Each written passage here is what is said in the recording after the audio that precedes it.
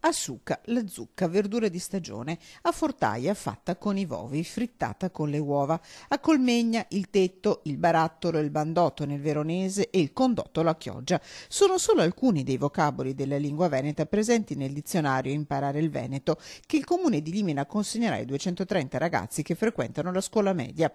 A distribuirli classe per classe ci penserà Giodi Barichello, consigliere delegato all'identità veneta. Perché insegnare l'inglese, perché insegnare le lingue delle scuole? Io direi che prima di tutto bisognerebbe imparare la lingua del cuore. Qual è la lingua del cuore?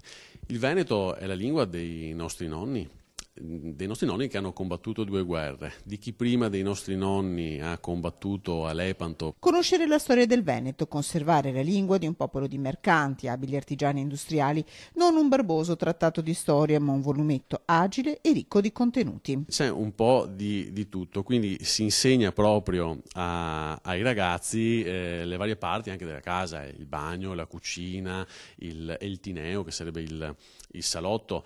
Ho visto che c'è anche molto interesse negli stranieri. Quando senti parlare uno in veneto o in dialetto non vedi più di che colore ha la pelle, quindi cadono anche le barriere di questo tipo. La lingua veneta come veicolo di integrazione, insomma, in una società multiculturale, e per l'anno prossimo il Veneto potrebbe diventare materia di studi scolastici a Limena sfruttando la legge regionale recente.